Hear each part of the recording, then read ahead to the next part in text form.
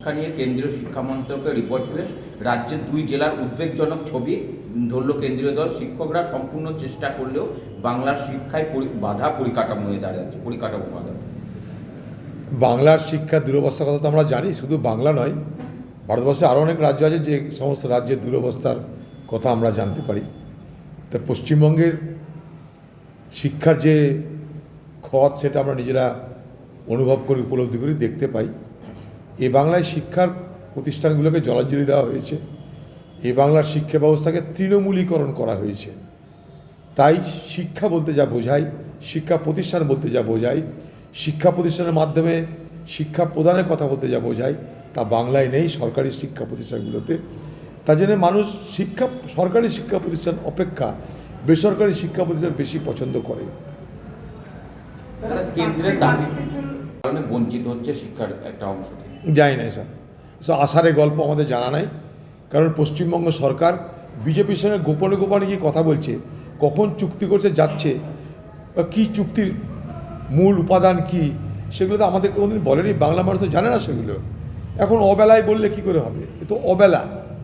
সরকারের একটা ভারত সরকারের নতুন একটা ভোট করে নির্বাচনের সময় এসেছে, সেই অবস্থা দাঁড়িয়ে সব ভাষণ মেরে লাভ কী আছে? এতদিন কোথায় ছিল? চুক্তি যে হয়নি, মাথা নিচু করেনি, সব গল্প করে লাভ কী আছে? মানুষকে ধোঁকা দেওয়ার পরিবর্তে সত্য কথাটা মানুষকে বলা দরকার। কিসে মানে 1 সপ্তাহ কেটে গেল, সন্দেশখালী কাণ্ডে এখনো গ্রেপ্তার শূন্য, ধরাছোঁয়ার বাইরে শেখ শাহজাহান। কেউ ধরাছোঁয়ার বাইরে না, ধরা হচ্ছে না শেখ শাহজাহানকে, কারণ সে তৃণমূলের নেতা, তাই তাকে ধরা হচ্ছে না, এবং মুখ্যমন্ত্রীর নির্দেশে তাকে ধরা হচ্ছে না। বাংলার মুখ্যমন্ত্রী একজন অপরাধীকে বাঁচাতে তৎপর, তাই শাহজাহান ধরা পড়ছে না। আমি খুব দায়িত্ব নিয়ে বলতে পারি কথা। বাংলা মুখ্যমন্ত্রী এভাবেই বাংলার অপরাধীদের আশ্রয় দাত্রী হিসাবে নিজেকে প্রতিষ্ঠা করেছেন। 27,360 কোটির প্রকল্পের কনফ্লিক্ট অফ ইন্টারেস্ট। তুমি রাজ্যেরও লয়ার, তুমি আবার কোনো ব্যক্তির লয়ার, ও কালতি করবো অন্য জায়গায়, ফলে এখানে স্বার্থের সংঘাত হচ্ছে। তাই আইন বসেই সেখানকার মাননীয় বিচারপতি সিদ্ধান্ত নিয়েছেন। এটাতে এটা প্রমাণ হচ্ছে যে বাংলার পশ্চিমবঙ্গ সরকার নির্লজ্জভাবে আজকে তার প্রশাসনকে, এবং শুধু প্রশাসন না, তাদের আইনি ব্যবস্থাটাকেও হস্তক্ষেপ করার কীরকম এক চক্রান্ত হচ্ছে বাংলা মানুষরা দেখতে পাচ্ছে। সমস্ত কেন্দ্রীয় আরে কে কী করবে রে ভাই? মাটির খবর তো আইনাই জানে না, বিএসএফ, সিইডি, তারা তো আর গ্রামের খবর জানে না, তারা তো আর বুথের খবর জানে না, তারা তো সুন্দরবনের বিস্তীর্ণ বিচ্ছিন্ন এলাকার আতিপাতি জানে না। তদন্ত করছে, কিন্তু স্থানীয় পুলিশ যদি সহযোগিতা না করে তাদের এই তদন্ত সফল হওয়া সম্ভব নয় বলে আমার আশঙ্কা। কিন্তু আমরা দেখতেই পাচ্ছি সিবিআইয়ের উপরে হামলা, ইডির উপরে হামলা, এই ঘটনা দেখতে পাচ্ছি আমরা। ফলে এটা দেখে আমরা অবাক হচ্ছি না। এটাই বাংলায় তৃণমূলের মডেল, যে সে চুরি করবে, সে চোরকে আমি রক্ষা করব, সেই রক্ষা করার জন্য আমাকে যতদূর যেতে হয় যাব, কারণ চোর আমার কাছে সবথেকে প্রধান আমার রাজনৈতিক স্তম্ভ। এই বাংলায় চোরদের সেবা করো, তৃণমূল দল করো। বাংলার দিদি এই বার্তায় দিচ্ছে। নির্বাচন চলে আসছে, তাই মরিয়া তৃণমূল নেত্রী চোরদের বিরুদ্ধে কোনো ব্যবস্থা গ্রহণ করতে দেবে না। কারণ চোর যদি তার পাশে না থাকে, তৃণমূল দল থাকবে কিনা কেউ জানে না। আজকে তৃণমূল দলের চোরটা বাটপাড়ার পুলিশ মিলে তৃণমূল দলকে বাঁচিয়ে রেখেছে।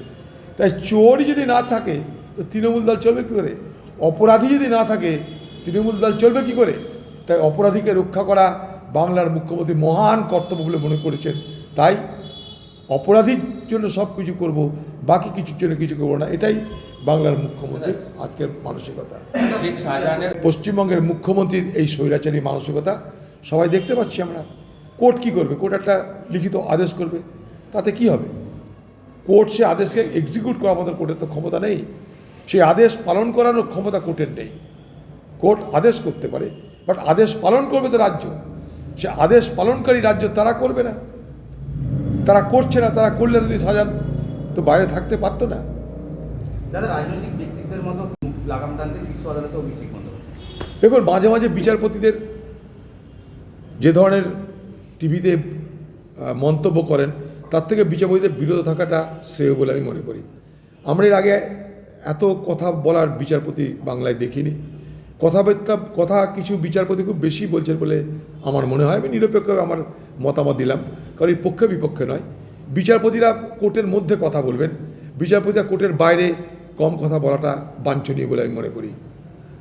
দাদা, মুখের লাগাম না মেদিনীপুরের সভায় থেকে এরকম বলেছে নবীন প্রবীণ দলের ছেলেরা, কি বলবো? এক নয়া পায়তারা বলে না, রাজনৈতিক পায়তারা, নতুন রাজনৈতিক পায়তারা। মুখ্যমন্ত্রী দেখবেন ভোটের আগে সৎ হয়ে যান, মুখ্যমন্ত্রী ভোটের আগে দক্ষ প্রশাসক হয়ে যান, যা হবে ভোটের আগে। হঠাৎ করে দেখবেন মুখ্যমন্ত্রী খুব সততার কথা বলছেন, সারদামণি রামকৃষ্ণ সৎ হয়ে চলতে হবে, কখন ভোটের আগে।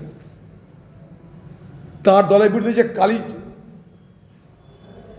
প্রতিদিন বাংলার মানুষ দেখতে পাচ্ছে, তার দলের কালিমালিপ্ত ভাবমূর্তি, সেটাকে তিনি এখন লাইফ বয় দিয়ে ধোয়ার চেষ্টা করছেন। গোটা দল আলকাত্রায় মাখা হয়ে গেছে, এখন সেই আলকাত্রা মোছাতে বাংলার মুখ্যমন্ত্রী ব্যস্ত। বাংলার মুখ্যমন্ত্রী যদি ক্ষমতা থাকতো এতদিন করেননি কেন?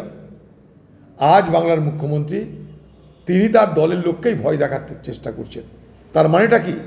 তার দল ভেতর থেকে আজ ক্ষয়িষ্ণুতার পথে এগিয়ে চলে। তাই বাংলার মুখ্যমন্ত্রীকে আজ তার দলকেই ধমকাতে হচ্ছে। একটা মুখ্যমন্ত্রী 15 বছর ক্ষমতা থাকার পর দলের উপরে তার যে লাগাম নেই তার প্রমাণ তাকে ভয় দেখাতে হচ্ছে, অ্যাকশান নিব বলতে হচ্ছে, কিচ্ছু করবার ক্ষমতা নাই তার। সে এখন নখদন্তহীন এক বাংলার মুখ্যমন্ত্রী, বিশেষ করে তার নিজের দলের কাছে। বাংলার মুখ্যমন্ত্রীর সাথে যদি প্রশাসন না থাকে, একদিন বাংলার মুখ্যমন্ত্রী চলতে পারবে না।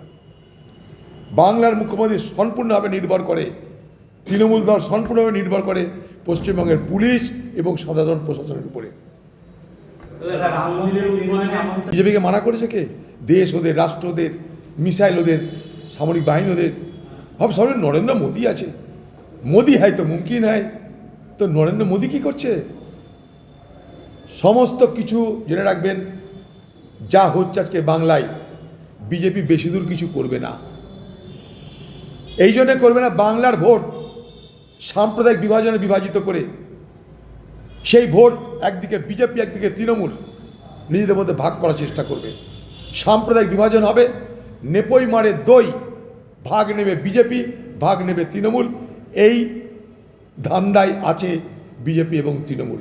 তাই লক্ষ্য করে দেখবেন, একটা চিঠি আসতে হোম মিনিস্ট্রি থেকে 4 দিন পার হয়ে যাচ্ছে। তার মানেটা কি? মমতাকে বেশি ডিস্টার্ব করা চলবে না। গঠবন্ধন যেটা হচ্ছে বিরোধী জোট, সে বিরোধী জোটকে ভাঙাতে হবে। মমতা আমাদের কাজে লাগবে। আগামী দিনে সিএ নিয়ে মোদি আসবে, অমিত শাহ আসবে, এনআরসি নিয়ে তারা দিল্লি থেকে আসবে, দিদিও নেমে যাবে বোরখা পরে। তবে না জমবে বাংলার ভোট। না দিদির না মোদির, মানুষকে দেওয়ার কিছু নেই। শুধু এখন কি হবে? ধর্মীয় উন্মাদনার ভাগ বসাবে দিদি আর মোদি। তাই কিচ্ছু করবে না দিদির বিরুদ্ধে মোদির সরকার, কিচ্ছু না, কিচ্ছু না, কিচ্ছু করবে না। দাদা, উঠাও শেখ শাহজাহান এবার উদয় খান করেছেন, বিজেপি বলছে এটা হচ্ছে হিন্দুত্বর এগেনস্ট। আমরা বিজেপির কাছে হিন্দুত্ব শিখতে রাজি না। বিজেপি হিন্দুত্বের ব্যবসা করে, আমরা হিন্দুত্বকে শ্রদ্ধা করি। শুধু হিন্দুত্ব নয়, আমরা সব ধর্মকে শ্রদ্ধা করি, কারণ এ বাংলা স্বামী বিবেকানন্দের জন্মস্থান।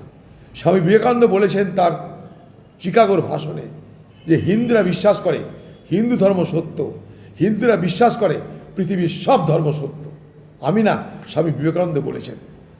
তিনি বলেছেন হিন্দুরা বিশ্বাস করে সকলকে গ্রহণ করতে এবং হিন্দুরা বিশ্বাস করে সকলকে সঙ্গে নিয়ে চলতে। মহাত্মা গান্ধী তাই বলতেন, এ দেশ রাম এবং রহিমের দেশ। ভগবান রাম সম্পর্কে ঋষিমুনিরা বলেছেন, ওহি রাম जो दशरथ का बेटा, वही राम जो घर घर में लेटा, वही राम जगत पसेरा, वही राम सबसे नियारा। বিজেপি পার্টি রামকে তাদের রাজনৈতিক এবং নির্বাচনী পণ্য বানাতে চাইছে। রাম কখনো ইলেকটোরাল প্রোডাক্ট হতে পারে না। রামকে তারা অপমান করছে, রামের নামে তারা বদনাম করছে। খুব দায়িত্ব নেমে এই কথা বলতে পারি, রামের নামে তারা বদনাম করছে। রামকে তারা ব্যবহার করছে ভোটের কাজে। ধর্ম নয় এখানটায়। বিজেপির কাছে ধর্ম হচ্ছে ভোট করো, ভোট করতে রামকে ব্যবহার করো। তো রাম কি নাম বদনাম হো রহে হ্যাঁ।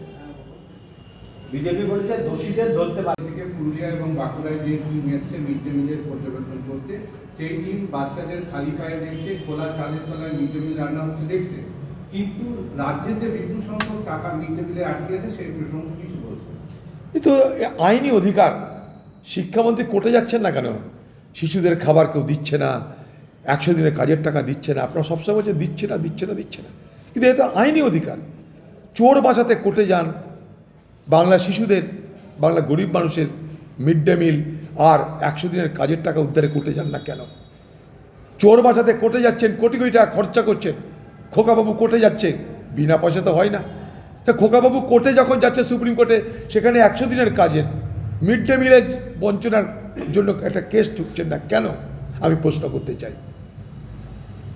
দাদা আজকে নাজার থানাতে 144 ধারা জারি করেছে। তো করবেই। শেখ শাহজাহান তিনি ওখানকার তৃণমূলের মহাপুরুষ, তাকে বাঁচাতে কোনো চেষ্টা তো ত্রুটি করবে না পুলিশ? তাকে রক্ষা করতে, তার বিরুদ্ধে যেন কোনো অভিযোগ না জানাতে পারে তার জন্য চেষ্টা তো ত্রুটি করবে না। এখন বিজেপি তার নিজের পার্টি, সে কী করবে না করবে সেটা তাদের ব্যাপার। বিজেপি তো সবসময় কোর্টে যায়, তো কোর্টের পারমিশনই যাচ্ছে না কেন এখানটায়?